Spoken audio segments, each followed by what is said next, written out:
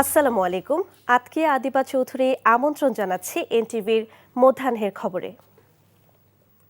মহান বিজয় দিবসে স্বাধীনতার ঘোষক শহীদ প্রেসিডেন্ট জিয়াউর রহমানের সমাধিতে ফুল দিয়ে শ্রদ্ধা জানিয়েছে বিএনপি। এ সময় দলটির মহাসচিব মির্জা ফখরুল ইসলাম আলমগীর বলেন, দেশের সার্বভৌমত্ব ও গণতন্ত্র প্রতিষ্ঠায় বিএনপি আপোষ করবে না। স্বাধীনতা বিরোধীরা আবারও মাথাচাড়া দিচ্ছে মন্তব্য করে তিনি বলেন, তার বিশ্বাস গণতন্ত্রকামী জনগণ তাদের প্রতিহত করবে। ইফতেখার রেজার রিপোর্ট। দেশের ৫৫তম বিজয় দিবস উদযাপনে শহীদ রাষ্ট্রপতি জিয়াউর রহমানের সমাধিতে শ্রদ্ধা জানাতে ঢল নামে বিএনপির সর্বস্তরের নেতাকর্মীর। সকাল থেকেই নেতাকর্মীরা জড়ো হতে থাকেন শেরে বাংলা নগর। সকাল 10:30টার দিকে ফাতেহা পাঠের মধ্য দিয়ে দোয়া ও মোনাজাত করেন বিএনপির নেতারা। এ সময় বিএনপি প্রতিষ্ঠাতা জিয়াউর রহমান সহ মুক্তিযুদ্ধের শহীদ দেশের সূর্য সন্তানদের জন্য দোয়া করেন তারা, জানান ফুলেল শুভেচ্ছা। পরে গণমাধ্যমে বিএনপি মহাসচিব বলেন, দলটির ভারপ্রাপ্ত চেয়ারম্যান তারেক রহমান দেশে আসলে গণতন্ত্র প্রতিষ্ঠার লড়াই আরও বেগবান হবে। আমাদের নেতা তারেক রহমান নির্বাচিত অবস্থায় বিদেশে অবস্থান করছেন। আমরা আশা করছি যে আগামী 25 ডিসেম্বর তিনি দেশে আসবেন। তার এই দেশে আসা যেন গণতন্ত্রের লড়াইকে সংগ্রামকে আরও বেগবান করে, সেই জন্য আমরা কাজ করে যাচ্ছি। এ সময় দেশের স্বাধীনতা ও সার্বভৌমত্ব নিয়ে ৭১-এ পরাজিত শক্তি আবারও মাথাচাড়া দিচ্ছে বলে শঙ্কা প্রকাশ করেন মির্জা ফখরুল। আজকে স্বাধীনতার শত্রুরা যারা স্বাধীনতার আজকে তারা আবার মাথাচাড়া দিয়ে উঠছে। বাংলাদেশের মুক্তিকামী মানুষ, বাংলাদেশের স্বাধীনতাকামী মানুষ, বাংলাদেশের গণতন্ত্রের মানুষ তাদের সমস্ত ষড়যন্ত্রকে নস্যাৎ করে দিয়ে অবশ্যই বাংলাদেশের স্বাধীনতা সমস্যাকে অটুট রাখবে।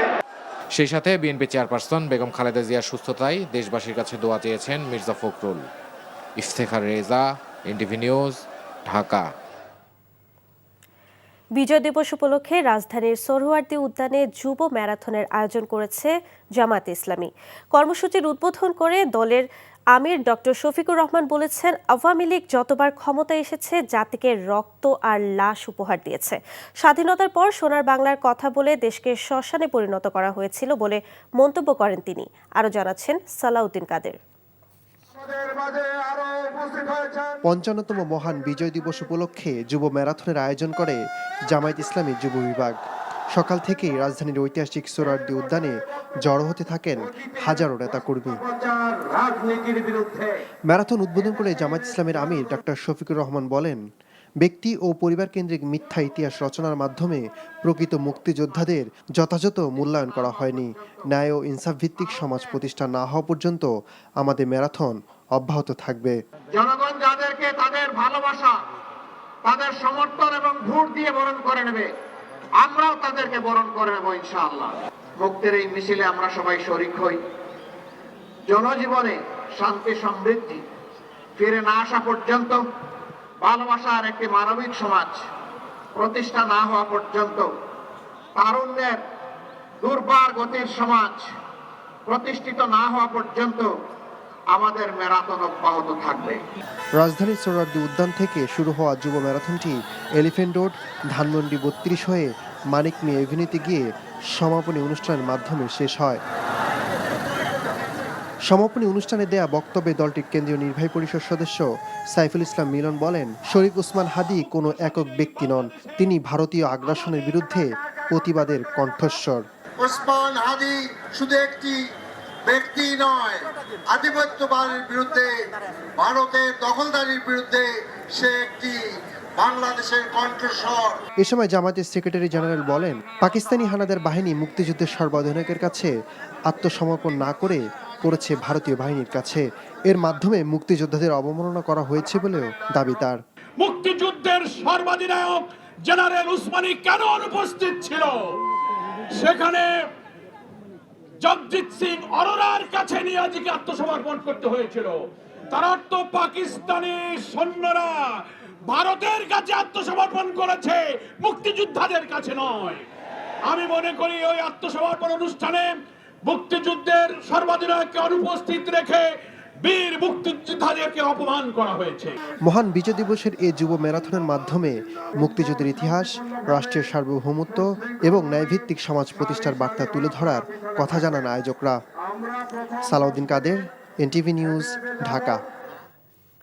বিজয় দিবসে রাজারবাগে পুলিশ স্মৃতিস্তম্ভে শ্রদ্ধা জানিয়েছেন স্বরাষ্ট্র উপদেষ্টা জাহাঙ্গীর আলম চৌধুরী।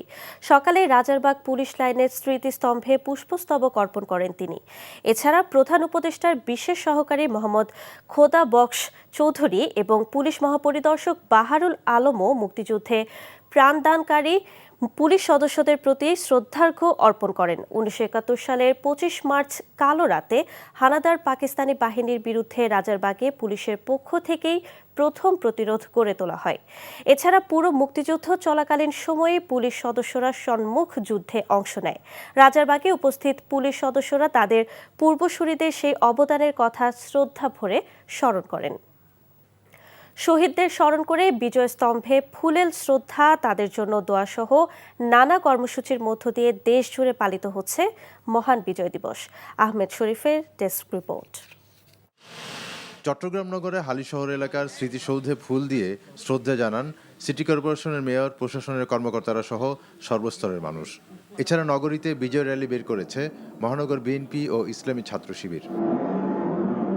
বিজয় দিবসের প্রথম প্রহরে রাজশাহী কলেজ শহীদ মিনারে বিভিন্ন রাজনৈতিক দল ও সামাজিক সাংস্কৃতিক সংগঠনের পক্ষ থেকে ফুল দিয়ে শহীদদের প্রতি শ্রদ্ধা জানানো হয়। বিজয় স্তম্ভে ফুলেল শ্রদ্ধাসহ উৎসাহ উদ্দীপনার মধ্য দিয়ে রাজশাহী বিশ্ববিদ্যালয়েও পালিত হয় বিজয় দিবস। দিনের সূর্যোদয়ের সাথে সাথে খুলনার গল্লামারী স্মৃতিসৌধে পুষ্পমাল্য অর্পণ করে মুক্তিযোদ্ধা সংসদ, প্রশাসন সহ সর্বস্তরের মানুষ। সারা দেশের মতো ময়মনসিংহেও নানা কর্মসূচির মধ্য দিয়ে যথাযথ মর্যাদায় মহান বিজয় দিবস পালিত হচ্ছে। বরিশালে নানা কর্মসূচির মধ্য দিয়ে পালিত হচ্ছে বিজয় দিবস। রংপুরে পাবলিক লাইব্রেরি মাঠে শহীদ মিনারে পুষ্পমাল্য অর্পণ করে জেলা প্রশাসন, পুলিশ প্রশাসন ও সিটি কর্পোরেশনের কর্মকর্তারা। নারায়ণগঞ্জ নগরীর চাষারার বিজয় স্তম্ভে ফুল দিয়ে মুক্তিযুদ্ধের শহীদদের প্রতি বিনম্র শ্রদ্ধা ও কৃতজ্ঞতা প্রকাশের মধ্য দিয়ে বিজয় দিবস উদযাপন করছে সর্বস্তরের মানুষ। এছাড়া জামালপুর, গাজীপুর, কুষ্টিয়া, কুড়িগ্রাম, কুমিল্লা, ব্রাহ্মণবাড়িয়া, চাঁদপুর, নওগাঁ, চুয়াডাঙ্গা সহ অন্য সব জেলাতেও নানা উদ্যোগে পালিত হচ্ছে বিজয় দিবস। আহমেদ শরীফ, এনটিভি নিউজ ডেস্ক। মহান বিজয় দিবসে প্রতি বছরের মতো এবারও সাবেক ক্রিকেটারদের নিয়ে প্রীতি ম্যাচের আয়োজন করছে বাংলাদেশ ক্রিকেট বোর্ড। বীর মুক্তিযোদ্ধা ক্রিকেটার শহীদ জুয়েল ও শহীদ মুশতাক একাদশ নামে দুই দলে ভাগ হয়ে মাঠে নেমেছেন দেশের সাবেক ক্রিকেটাররা। মিরপুর শেরেবাংলা জাতীয় ক্রিকেট স্টেডিয়ামে প্রথমে ব্যাট করে 138 রান করে শহীদ মুশতাক একাদশ। এই দলে রয়েছেন খালেদ মাহমুদ সুজন, হাবিবুল বাশার সুমন, খালেদ মাসুদ পাইলট, মোহাম্মদ রফিক, মোহাম্মদ আশরাফুল। অন্যদিকে শহীদ জুয়েল একাদশে রয়েছেন জাভেদ ওমর বেলিম, মিনহাজুল আবেদিন নান্নু, রাজিন সালেহরা। বিকেলে একই ভেন্যুতে অল স্টার ক্রিকেট ম্যাচে দুই ভাগে লড়বেন নাজমুল হোসেন শান্ত ও মেহেদী হাসান মিরাজরা। আইপিএলের 19তম আসরের নিলাম আজ। আবুধাবিতে হতে যাওয়া এই মিনি নিলামে 10 ফ্র্যাঞ্চাইজি 350 খেলোয়াড়দের মধ্যে থেকে তাদের দল পূর্ণাঙ্গ করবে। তাদের মধ্যে আছেন বাংলাদেশের 7 ক্রিকেটার। বাংলাদেশ সময় বিকেল 3টায় শুরু হবে আনুষ্ঠানিকতা। টুর্নামেন্টের 10 দল মোট 77 জন ক্রিকেটার কিনতে পারবে। এবারের নিলামে সর্বোচ্চ ভিত্তিমূল্য 2 কোটি রুপিতে বাংলাদেশের মুস্তাফিজুর রহমানের। গতবার দিল্লি ক্যাপিটালসে খেলেছিলেন তিনি। এছাড়া রিশাদ হোসেন, তাসকিন আহমেদ, তানজিম হাসান, সাকিব, নাহিদ রানা, শরীফুল ইসলামদের ভিত্তিমূল্য 75 লাখ। অন্যদিকে রাকিবুল হাসানের ভিত্তিমূল্য 30 লাখ আছে নিলামের তালিকায়। নিলামে থাকা মোট 350 ক্রিকেটারের মধ্যে ভারতীয় দলে খেলা 16 জন রয়েছেন। বিদেশের বিভিন্ন জাতীয় দলে খেলা 96 জন ক্রিকেটার থাকছেন এই নিলামে। এই ছিল মধ্যাহ্নের খবরে। এই খবরের ভিডিও সহ আপডেট জানতে ভিজিট করুন এনটিভি অনলাইন www.ntvbd.com।